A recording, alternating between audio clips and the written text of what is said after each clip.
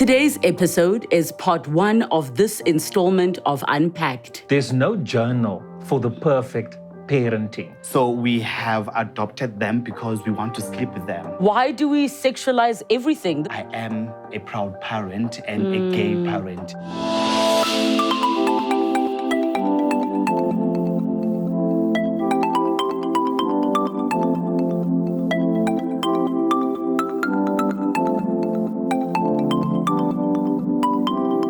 Same-sex couples that are raising children together. These are the stories of our guests joining me in studio. This is what it's all about. Let's unpack. Gavin Wildsmith's Prince and Lukhanyo Kwenene are two homosexual men who are raising children with their respective partners. Gavin is a former journalist and best-selling author who has been with his partner Alvino for 15 years. After years of being holiday parents to their two sons, they decided to make it official and attempt a formal adoption. This is only the beginning of their parenting journey. Lukhanyo moved to Johannesburg in 2016 to pursue a career in film. He met his partner Brilliant through a mutual friend in 2020, and after spending the lockdown period together, they have been inseparable ever since. They are now raising Brilliant's son from a previous marriage and Lukhanyo's nephew. These are their stories. Let's unpack. Gavin, welcome to the show. Thank you so much for joining us. Thank you for having me. Lukhanyo, thank you for joining us. I'm so excited. Thank you for having me, sis. Now, I've wanted to have this conversation for a very long time because I have friends who are same-sex partners that are trying to raise children together, some of them successfully, others not so successfully.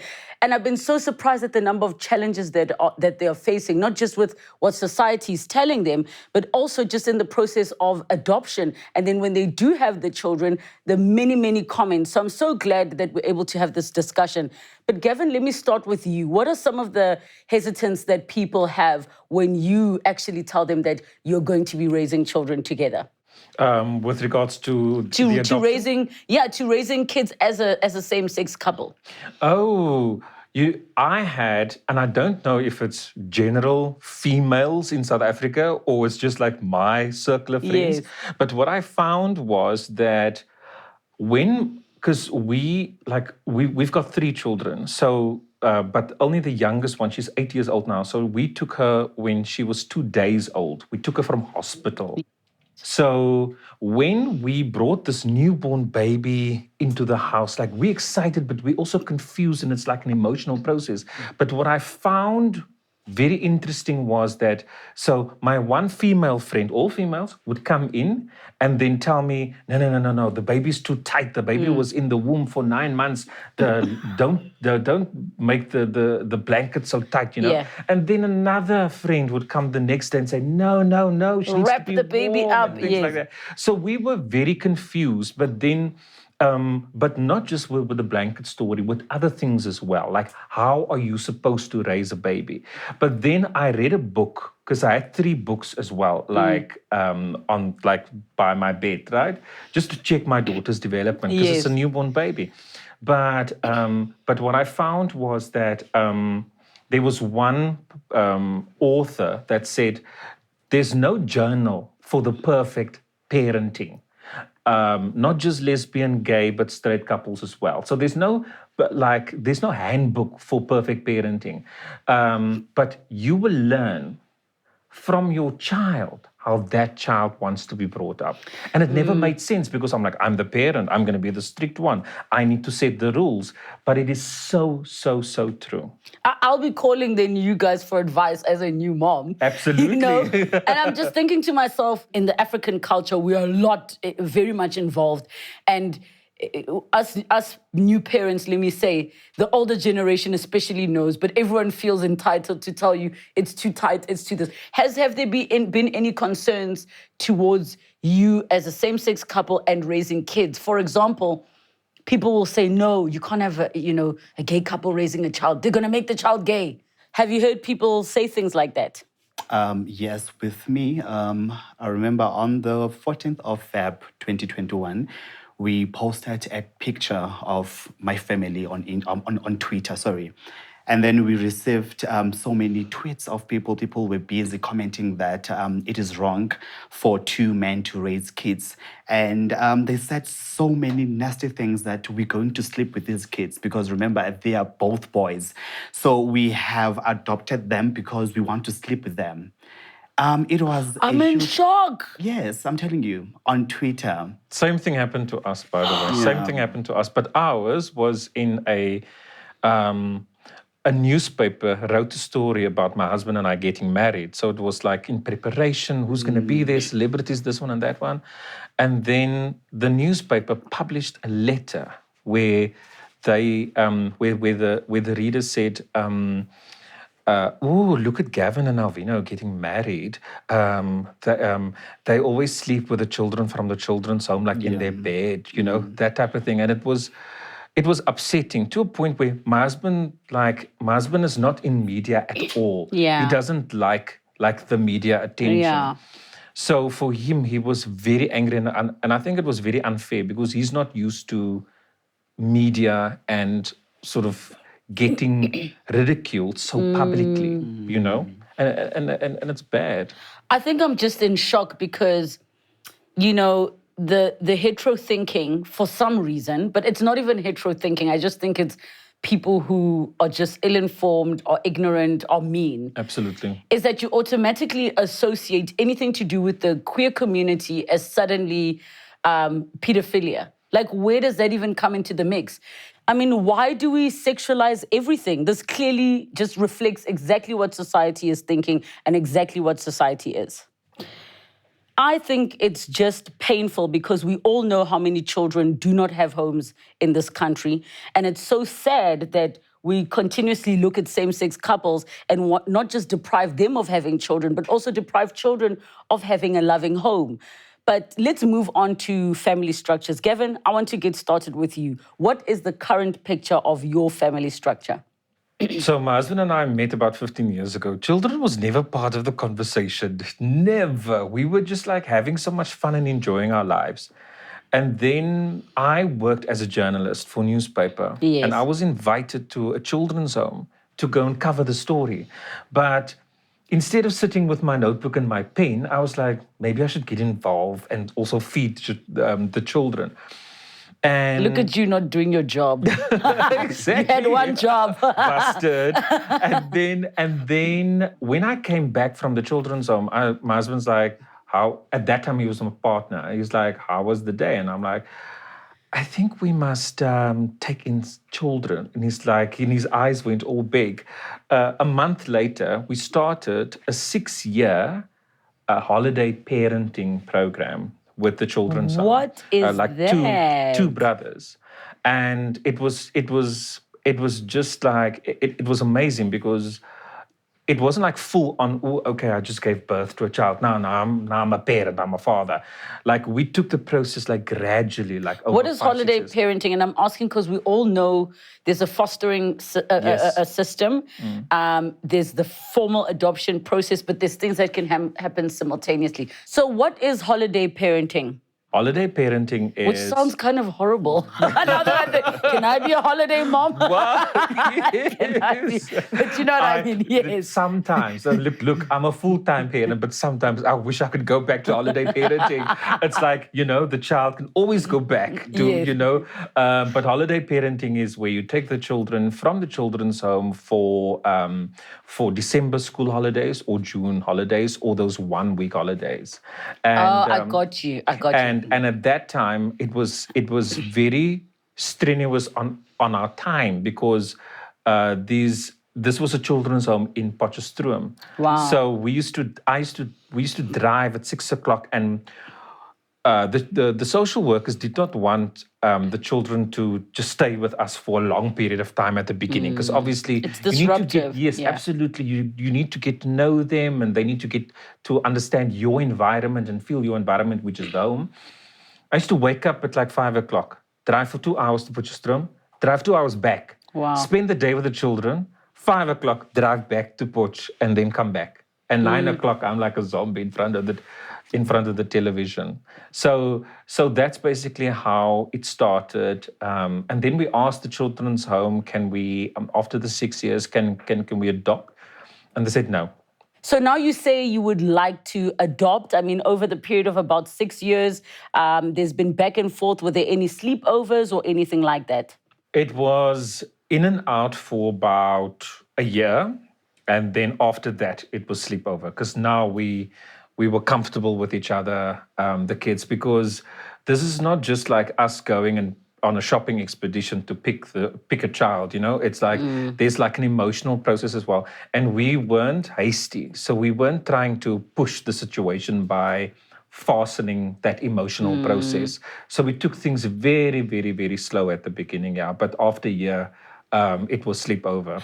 Was it your intention when you actually started this process that you wanted it to adopt, or you just felt like you want to see as you go along and then you decided later on that you want to adopt?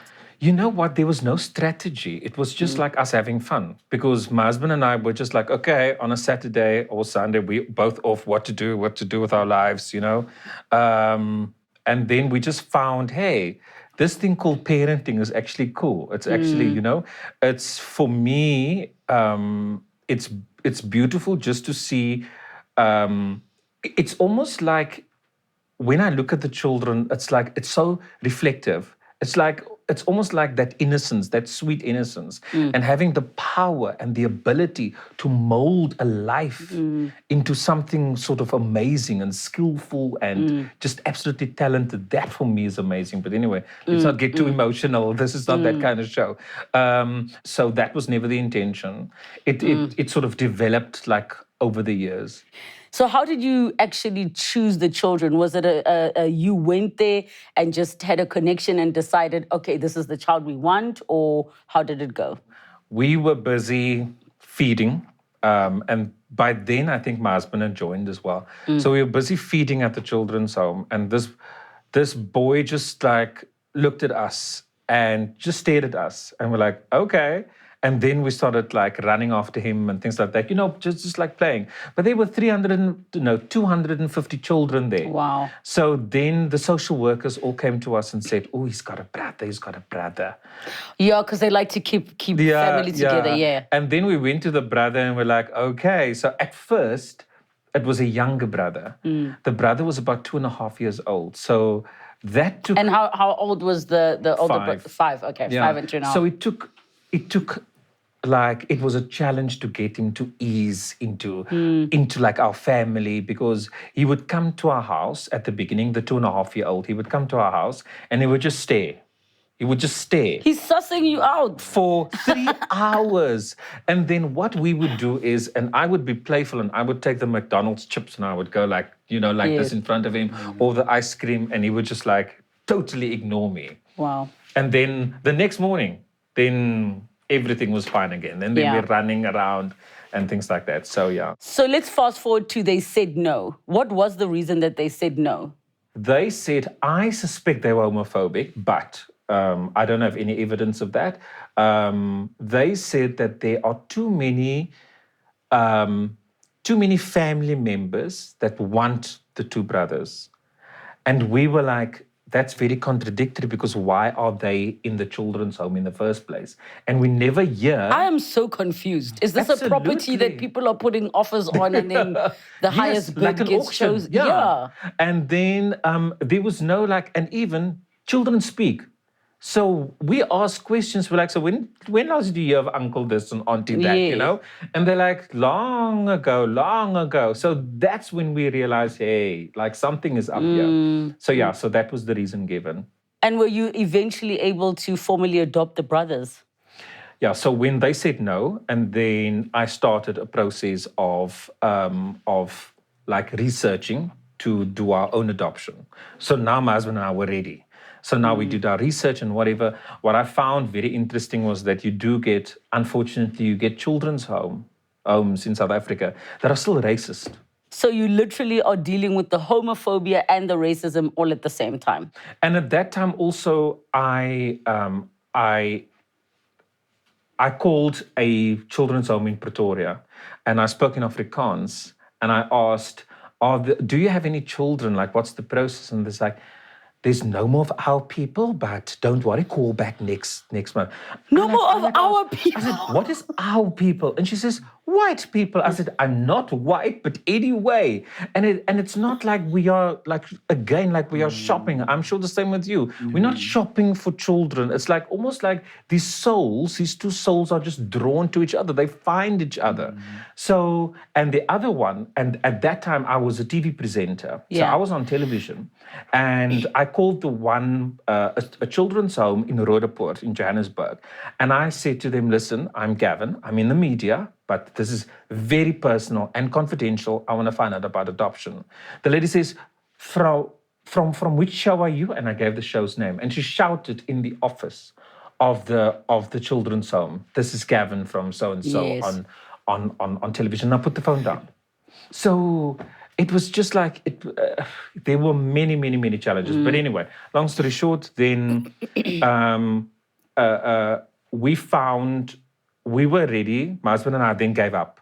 We're Yeah. ready to apply for jobs in London and immigrate. Yes. And then I got a WhatsApp from a social worker that I just called like 2 months prior to say, would you be interested in adopting a baby girl? I'm like, oh my goodness. And then she says the mom is giving birth in a month. Wow. And then 7 days later, she gave birth. It was a prem baby. So I said, the title I just of- got goosebumps because it's like instant parents. Absolutely. I was crazy. I was going through so much of stuff. And then I said, the title of my book must be How to Become a Dad in 7 Days. Because that's literally like what happened. When I called the children's home, because the boys are still in our lives, we just can't Yeah. adopt them. It's not their fault Yes. that, that You're not now going to stop seeing them because you can't formally adopt them. Yes. So, and also when there's a new baby in like the family, like you need to sort of gradually like prepare the other siblings. Yes. So, and they are sisters and they are brothers, and we call them that, and they call each other that. And I called the social worker, at the children's home, and I said, so we've adopted a baby girl. And then she went, oh no. I'm like, okay, that's not quite the reaction that I was going for. But anyway, and she's like, but what about the boys? What about the boys? So then they said, no, you can adopt the boys now. So I'm sorry, there's so many shady and weird undertones happening in this Exactly. conversation. Like, exactly. And Yeah. then, so a year. So that was in February. We sat in front of the panel where they interviewed us. And my husband said, they said we can take the children immediately. And my husband said no. Because that was the Northwest Province. My husband said, leave them in their school. We don't want to disrupt. Yes. And then a year later, but in that very same year, we got married. So my goodness. that November, it was the first time the family was together, like a family of 5. And we went to the beach, and it was just amazing. And I was sitting on the beach, and I actually cried because those 2 boys have never seen the ocean. They've never seen like they've never been on the beach. They've never, So for me, it was just like, I need to take this in. did you end up process. finding out what the actual reason was that the children's home said that? Because I'm so confused as to how you eventually, the fact that you had adopted a child, unless of course it's actually part of the protocol of the homes to make it difficult for you to adopt the children, just to be triple sure that you really, really are serious about the process. You know what? I don't know, but we invited the social workers from the children's home. We invited them to our wedding, and they said no, they've got an event on. And then I found out that they lied to me. So I could never like go into their files and check and see, but it was just like you say, it's just mind-boggling. It's absolutely confusing to me as well. I think the most important thing is that now you have your family of 5, you have your 3 children. How old are all of them now? 18 years old, going on 60, 14, and 8 years old. So Goodness. so the two boys and the girl with us. Yeah. So the teenagers and the entering preteen, yes. It is just, but I think the 8-year-old daughter is also, like, I don't know what your experience is, but my 8-year-old daughter she's acting like a teenager already. She is dramatic. She is, but they do say that your children are Your like mirrors. Yeah, yes, absolutely. I was going to say she's a mini you. She's a mini you. Yes. Okay, that's absolutely beautiful. What about on your side? What is the family structure for you and your partner? Okay, on my side, what happened? We're having a mutual friend, a married couple. So apparently, Brilliant went to their house to visit them. And then kwenzeka into yokubana uBrilliant went through i-cell phone kaSibusiso to page kwi-gallery yakhona. And then he saw my picture, right? And then he asked them, who is this guy? Like I want to know this guy. Who is this guy? And then they So he went shopping for a man. So they told him, no, this guy is Lukhanyo, and he's a nice guy. So we should hook you guys. Okay, right? Apparently, he asked for my numbers, and then they refused. And then he said, no, guys, depend his number. I want to call this person like tonight. You understand? Okay. It was Sunday. I was sleeping from church. Then I received a WhatsApp text. Hi, my name is Brilliant. Ndiyaxolisa to barge in WhatsApp yakho. I got your numbers from our friends. Oh, okay, Monty. Okay, and then okay. So indaba wayibeka ukuthi ngiyakuthanda umuhle and stuff. So let's meet up and stuff. Okay, okay. So we set a date ukuthi we're going to meet on the following week, right? And then he said to me, okay, babes. Okay, so Manji, he called me babes. Ati, I have kids. So do you have any problem with that? No, I don't have. And Ati, my son wants to meet you. Like How? he's so First date? Yeah, first date. Like he's so crazy. He wants to see you. Apparently, he's the one who chose. Okay, there's a picture of me and my two friends' name. So he took the photo and asked him, Ogoti, who will be the best for Udidi? And then he pointed at me. And how old was he at the time? He's 12. Wow. He's 12. Okay, and then we set a date. Then we met. Apparently, the boy was also present. And then, we spoke. We need to let's start something satanic together. And then he wanted me to move in with them. Apparently, the boy was busy pleading, please move in with us. Wow. I was like, no, like this is harsh because like we just met now. Like I can't do that. And then they kept on begging, right? They're like, okay, maybe uNkulunkulu uyakhuluma manje, mandingene, right? And then I moved in with them. So this is how long after the WhatsApp? Yeah, WhatsApp. How long was it?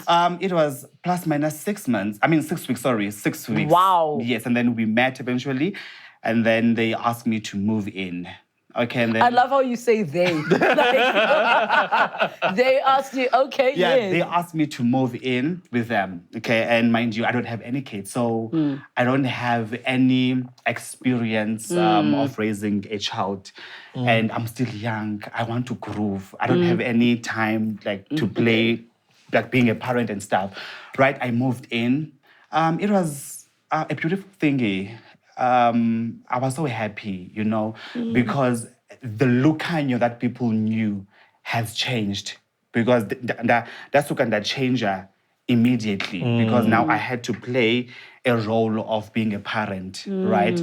Yes, it was a health. Apparently, Brilliant has 2 kids. So the other one is staying with the grandmother, right? So they called the child to go to, baby, you have a new parent. Who is staying with us now. His name is Lukhanyo. And the introduction was done. Our families knew about our union, right? So being a parent, it is a nice thing. It is a beautiful thing. I'm enjoying it, right? Because ixesha elininzi bendichitha ngaphandle. ixesha elininzi bendisenza izinto ezirongo. You understand? So now I am a responsible person. You understand? Manje, I can think of, because before I was selfish, bengicabangela only for myself. You understand? So at the time I got myself into this beautiful relationship, ndabona ukuthi uNkulunkulu has blessed me. You understand? I'm so happy about today I am a proud parent and a gay parent. Yes, sometimes we would receive the backlash. People, they will call us names. Uguti, like two men staying together. Even in our apartment, they're so concerned. Uguti, two men raising kids. You understand? So with the second boy, what happened? Is this the one that was living with his grandmother or another child? Okay, remember Brilliant has two. Yes. Yeah, two, a girl and a boy. Okay, I got you. Yeah, so that time he was staying with the boy and the girl staying with the grandmother. Yes, the girl. So we stayed for plus minus 6 months. Then the lockdown came, then we were staying together.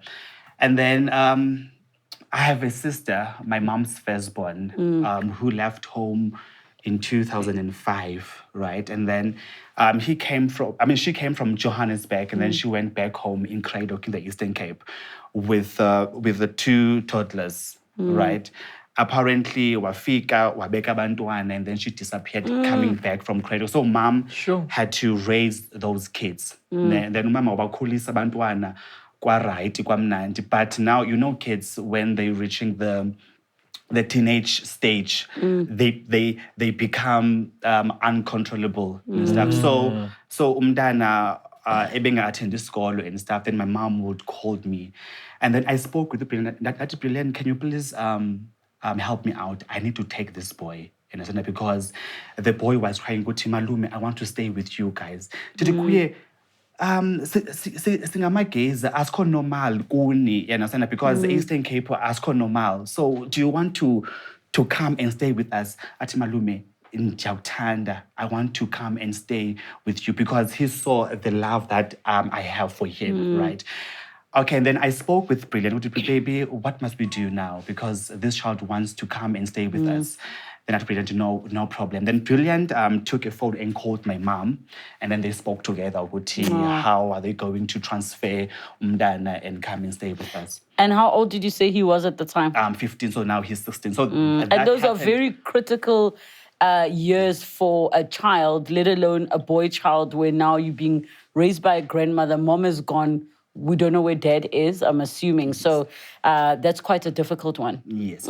So Brilliant and my mom came into an agreement. We're going to take the boy. So that happened last year, 2020 in December.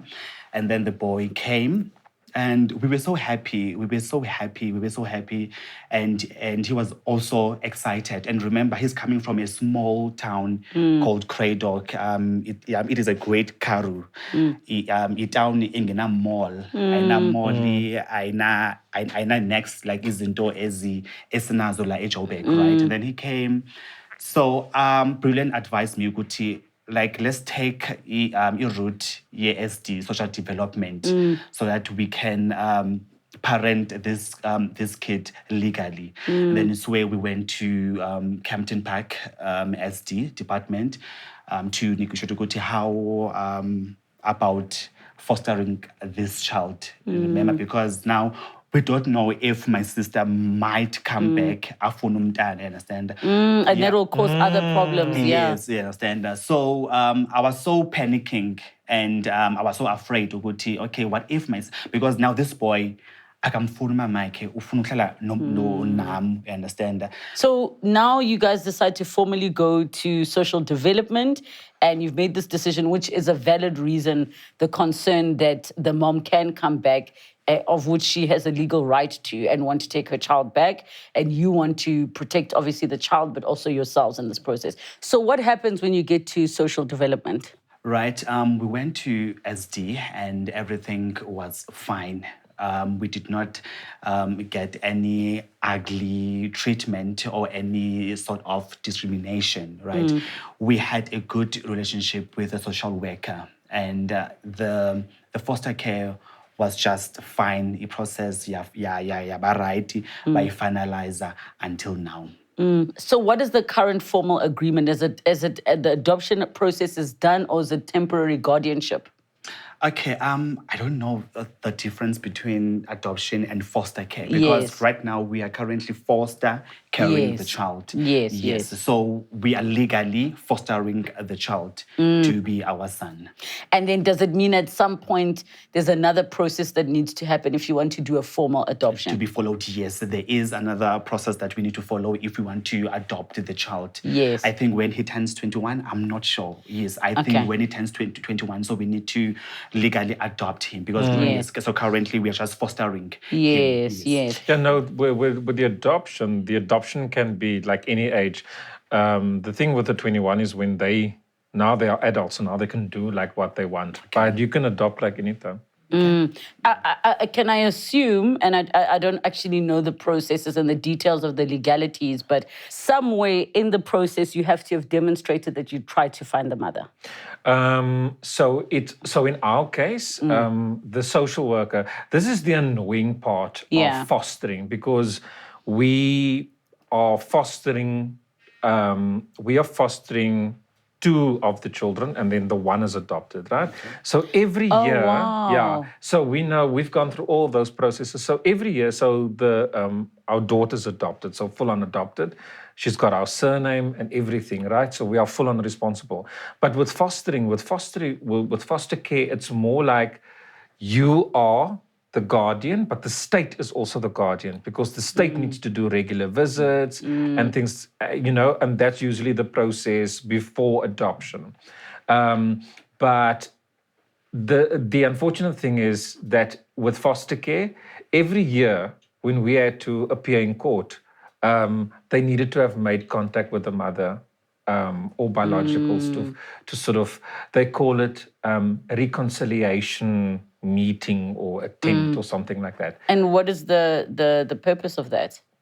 That is basically just to see if the mother wants to reconcile with the children, which is very scary for us as foster parents, because it's almost like you are saying, what if the mother comes back? That's a daunting process. Even when we started adopting like our little girl, when we took her from hospital, we had her in the house, but we had 60 days to wait For the mother to change her mind.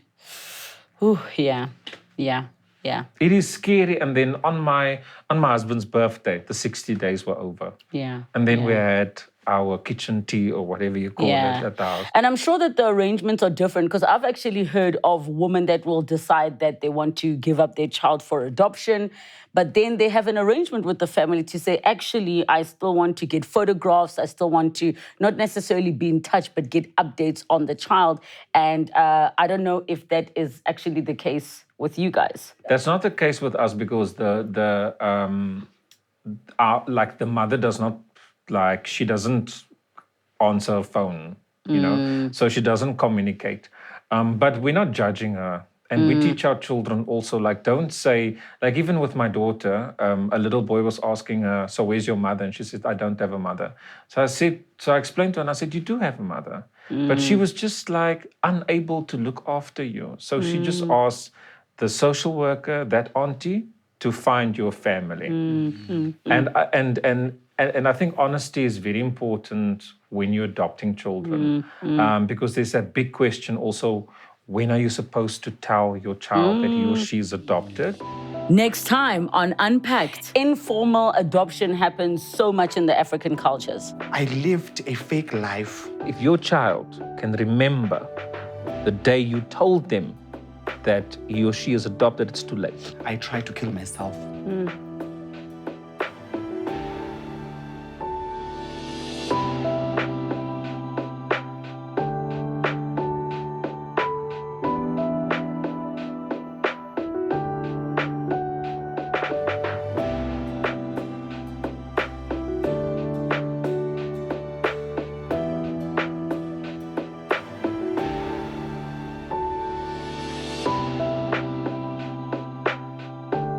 Unpacked with Relebogile Mabotja. New episodes weekdays at 5:30 p.m. on my YouTube channel. Don't forget to subscribe. Television edited broadcasts weekdays at 5 p.m. Open up to S3.